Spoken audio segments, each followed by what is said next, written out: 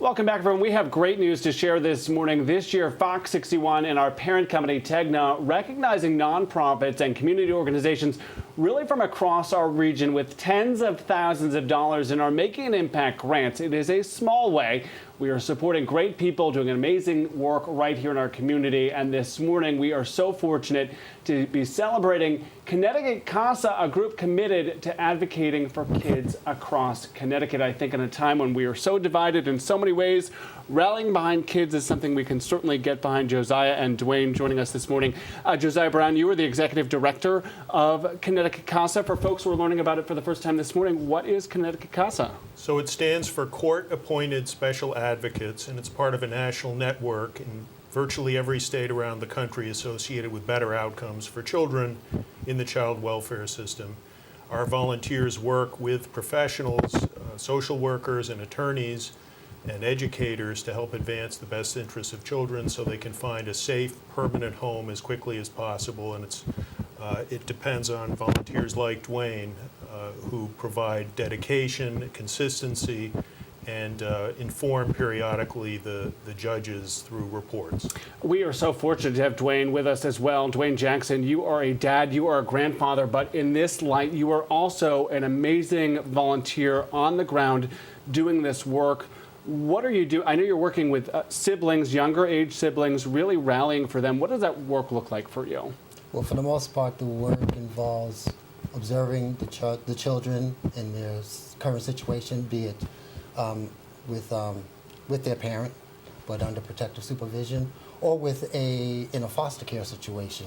But the whole idea is to observe how they're doing, to what extent their needs are being satisfied, and if any new needs emerge, what they may look like, so that we, as volunteers, in turn can at some point report back to the court in terms of what we are observing, and even offer any recommendations we might see in terms of what changes need to be done. So if I have you put your dad or grandfather hat on, you are retired, you do not have to do this work, you are changing the lives of these young people. What does success look like for you? What does this mean in your heart?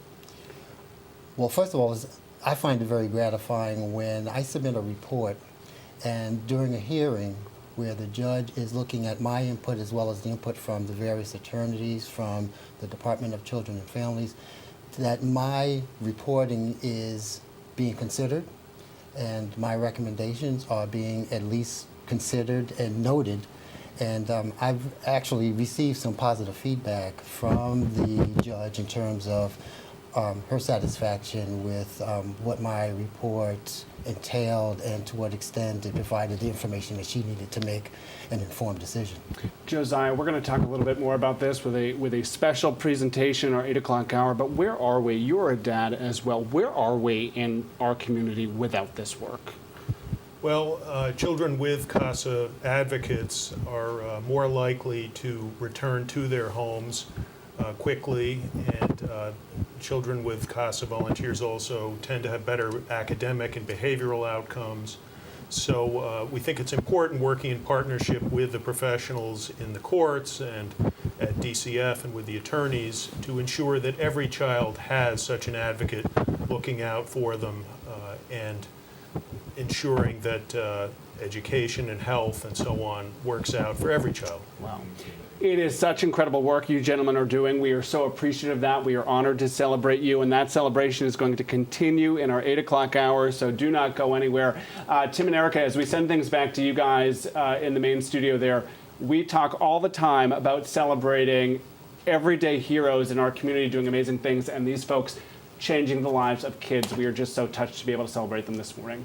Absolutely. We are so fortunate to have them here in Connecticut. They are doing important work.